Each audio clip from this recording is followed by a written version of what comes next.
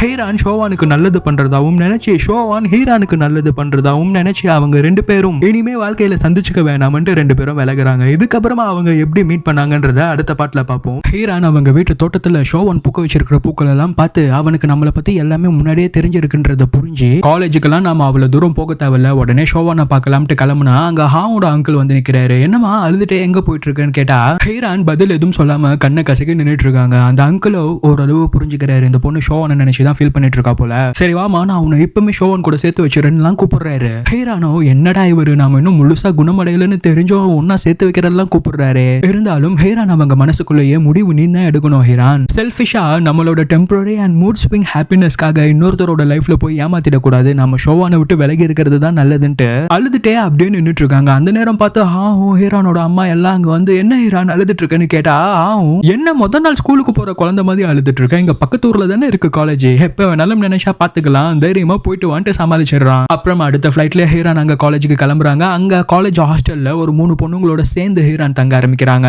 அந்த 3 பொண்ணுங்களும் ஹீரானோட juniors. Like ஹீரான் PG படிக்கிறதுக்காக வந்திருக்காங்க, அந்த 3 பொண்ணும் யூஜி படிச்சிட்டு இருக்காங்க. அந்த 3 பொண்ணுங்களுக்குமே காலேஜ் முடிக்கிறதுக்குள்ள எப்படியாச்சும் யாரையாச்சும் லவ் பண்ணிடணும்ன்றது தான் மெயின் கோலே. அதனால ஹீரான் நம்மளோட சீனியர், கண்டிப்பா அவங்களுக்கு பாய் ஃப்ரெண்ட்லாம் இருப்பாங்க, நாம அவங்க கிட்ட டிப்ஸ் எல்லாம் கேட்டு நாமளும் யாரையாச்சும் ஷேர் பண்ணிடலாம்ட்டு அப்பப்போ பேசலாம் ட்ரை பண்ணுவாங்க. ஆனா ஹீரானோ யாரா இவளுங்க நாமளே ஷோவான மிஸ் பண்றோம்னு ஃபீல் பண்ணிட்டு இருந்தா இவளுங்க எப்ப பார்த்தாலும் லவ்னே பேசிட்டு இருக்காளுங்களேன்ட்டு அவாய்ட் பண்ணதான் பார்ப்பாங்க. ஆனா ஒரு நாள் இந்த பொண்ணுங்க ஹீரான் கிட்ட விடாம உங்களுக்கு பாய் ஃப்ரெண்ட் இருக்கான்னு கேட்டுட்டு இருக்கனால ஹீரான் ஆமா எனக்கு பாய் ஃப்ரெண்ட் இருக்குன்ட்டு ஷோவான சொல்லி நினைச்சு பாக்குறாங்க. எல்லா பொண்ணுங்களும் எனக்கு இப்படி ஒரு பாய் ஃப்ரெண்ட் இருக்கணும்னு ஆசைப்படுற மாதிரி இருப்பான் என்னோட பாய் ஃப்ரெண்ட். லுக்ஸை மட்டும் வச்சு சொல்லல, அவனோட கேரக்டர், கைண்ட்னஸ், அவனோட தாட் ப்ராசஸ் எல்லாத்துலயுமே அக்மார்க் தங்கம்ன்றாங்க. அதெல்லாம் கேக்குற இந்த பொண்ணுங்க பாரு இந்த உமுனா மூஞ்சிக்கெல்லாம் பாய் ஃப்ரெண்ட் இருக்கான், நாம தான் தண்டமா இருக்கோம், என்ன பண்றோமோ ஏது பண்றோமோ தெரியாது, கண்டிப்பா டக்குன்னு பாய் ஃப்ரெண்டை கரெக்ட் பண்ணணும் பேசிட்டு இருக்காங்க. அந்த நேரம் பார்த்து ஹீரானுக்கு ஹாவும் கால் பண்றான். அதுல ஒரு பொண்ணு போன் எடுத்துட்டு போய் ரெஸ்ட் ரூம் கிட்ட ஹீரான் உங்களுக்கு ஹாவுன்னு யாரோ கால் பண்றாங்கன்னு சொன்னா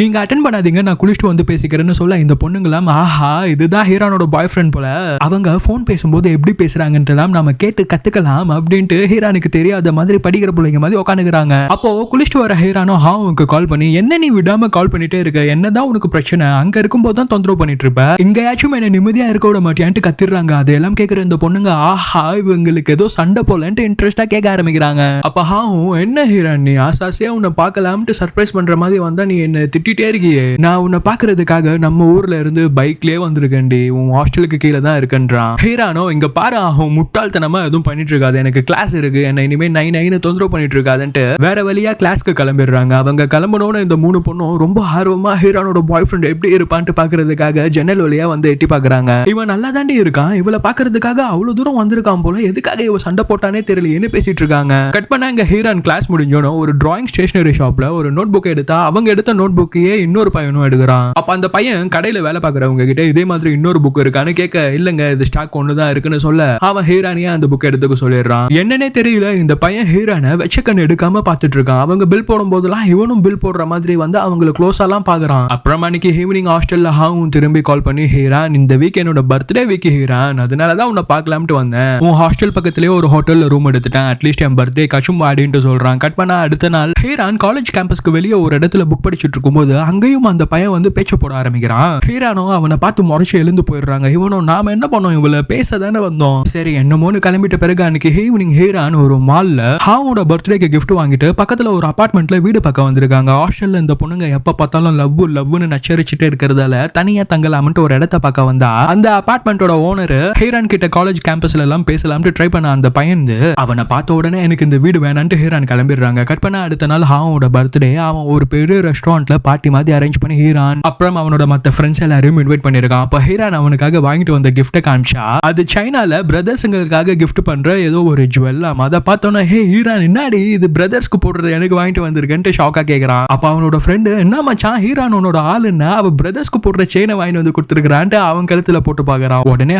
அவன் அந்த செயினை கலட்ட சொல்லிட்டு ஹீரான் நான் உன்னோட பிரதர்லாம் கிடையாது இதை நீயே வச்சுக்கோன்றான். ஹீரானோ தோடா உனக்காக வாங்கினது நான் என்ன பண்றது, நீ இந்த ஜென்மத்துல மட்டும் இல்ல 7 ஜென்மத்திலேயே என்னோட பிரதர் தானே சொல்றாங்க. அந்த நேரம் பார்த்து ஹாவோட மத்த ஃப்ரெண்ட்ஸ்லாம் வராங்க. அதுல ஒரு பொண்ணு அவங்களோட ஃப்ரெண்டுன்ட்டு ஹீரான கேம்பஸ்ல பாக்குறான். அந்த பையனையும் கூட சேர்த்து கூட்டிட்டு வந்திருக்காங்க. அப்பதான் ஃபர்ஸ்ட் டைம் ஆவும் பார்த்தாலும் அவன் ஆவும் பர்த்டேக்காக கிஃப்ட் எல்லாம் வாங்கிட்டு வந்திருக்கான். ஹீரான பாக்குற இந்த பையன் யார் இவங்கன்ட்டு தெரியாத மாதிரி கேட்டா ஆவும் என்னோட லவ்வர்ன்ட்டு சொல்லி இன்ட்ரோடியூஸ் பண்ணி வைக்கிறான். உடனே ஹீரானோ நான் ஒன்னும் அவனோட லவர்லாம் கிடையாது, ஆகும் உன்னோட பிறந்த நாள்ன்ட்டு கம்மன் இருக்கேன், இல்லைன்னா இப்பவுமே ஏஞ்சி போயிடுவேன்ட்டு கத்துறாங்க. சரி சரி சண்டை போடாதீங்கன்ட்டு ட்ரிங்க்ஸ் எல்லாம் குடிச்சிட்டு கிளம்பிட்ட பிறகு அந்த ரெஸ்டாரண்ட்டுக்கு கீழே ஹீரானுக்கு ஷோவானோட ஞாபகம் வந்துடுச்சு. அதனால எல்லாரும் கிளம்பிட்ட பிறகு கூட ஹீரான் சடனா அங்கேயே அப்படியே பிளாங்கா நின்னுறாங்க. அப்ப அந்த பையன் ஹீரானை கூப்பிட்டு இந்தாங்க என்னோட ரூம் கீ, அந்த அபார்ட்மெண்ட்ல என்னோட பிளாட்டை தானே பார்க்க வந்தீங்க, இந்தாங்க நீங்களே தங்குங்க, நான் ஃபைனல் செமஸ்டர்ல இருக்கேன், என்னோட வீட்டுக்கே போயிடலாம்னு இருக்கேன்றான். ஆனா ஹீரான் மேக்ஸிமம் அவனை அவாய்ட் பண்ண தான் ட்ரை பண்றாங்க. அப்ப இவன் அவங்களை நிப்பாட்டி ஏங்க என்ன எப்ப பார்த்தாலும் அவாய்ட் பண்ணிட்டு இருக்கீங்க, நான் ஒன்னும் உங்களை லவ் பண்றேன் ப்ரொபோஸ் பண்றேன்லாம் வரல,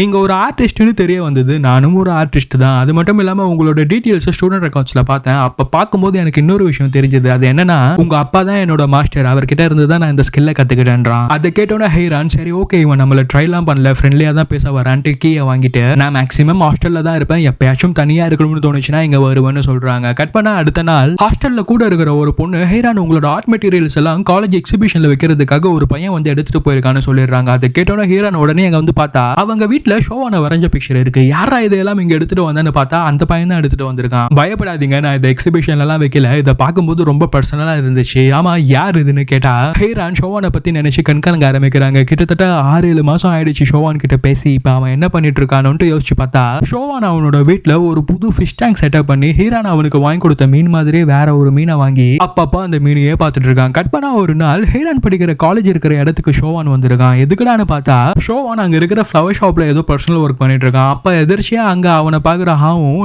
நீங்க என்ன இங்க பண்ணிட்டு இருக்கீங்கன்னு கேட்டா ஷோவான் வேலை விஷயமா இங்க வந்த, நீங்க என்ன இங்கன்னு கேட்டா ஆகும் என்னோட ஆளு இந்த ஊர்ல காலேஜ்ல சேர்ந்திருக்கா, அவளை பாக்குறதுக்காக நான் அப்பப்போ வந்துட்டு போவேன்றான். அதை கேட்டோன்னு ஷோவான் அப்போ ஹீரான் இவனுக்காக தான் நம்மள அவாய்ட் பண்ணிட்டு போயிட்டாலான்ட்டு என்னென்னமோ யோசிச்சு பார்த்துட்டு இருக்கான். இல்ல அப்படிலாம் இருக்காது, அப்படி இருந்தா நம்ம மனசை ஏன் திறந்துருப்பான்ட்டு ஷோவான் நினைச்சு பாக்குறான். கட் பண்ணா அங்க அந்த ஸ்பாட்லயே ஹீரான் ஹாவும் பார்க்க வந்து ஹாவும் இங்க பாரு நீ பண்றது எனக்கு கொஞ்சம் கூட பிடிக்கல, என் பின்னாடி தேவையில்லாம சுத்தி உன் டைமை வேஸ்ட் பண்ணிட்டு இருக்கிறதுக்கு உருப்படியா ஏதாச்சும் பண்ணு, என்ன ஆனாலும் நான் உன்னை லவ் பண்ண மாட்டேன், ப்ளீஸ் புரிஞ்சுக்கொண்டு சொல்லிட்டு கிளம்பி இங்க அந்த பையனை பார்க்க வந்திருக்காங்க. ஆக்சுவலா அந்த பையனோட பேரு ஜாங், இனிமே நம்ம அவனை ஜாங்னு கூப்பிடுவோம். அப்ப அவன் ஹீரான் கிட்ட நீங்க எதனால இப்ப பிரிஞ்சு இருக்கீங்கன்ட்டுலாம் எனக்கு தெரியல, ஆனா நீ அன்னைக்கு அவனை நினைச்சு பார்க்கும்போது அவன் உனக்கு எவ்வளவு முக்கியன்றத நான் உன் கண்ணுல பார்த்தேன், 1000 ரீசன் தோணலாம், வேண்டாம் விட்டுட்டு போயிடலாம், இதெல்லாம் நமக்கு தேவையில்லைன்ட்டு, ஆனா ஒரு ரீசன் தோணாதா இந்த பர்சனை நம்ம லைஃப்ல மிஸ் பண்ணிட கூடாதுன்ட்டு, சைனீஸ் நியூ இயர் வருது, கொஞ்சம் வயசா யோசிச்சு ஒரு நல்ல முடிவா எடு, ஏதேதோ யோசிச்சு கஷ்டப்பட்டுட்டு இருக்காதுன்றான். கட் பண்ணா அன்னைக்கு நைட்டு ஹாஸ்டல்ல ஹீரான் அவங்க வழக்கமா எடுக்கிற மெடிசன்ஸை எடுத்துட்டு அவங்களோட பழைய போனை எடுத்து பாக்குறாங்க. ஆக்சுவலா அந்த பழைய போன்ல தான் ஷோவான் கிட்ட பேசியிருப்பாங்க.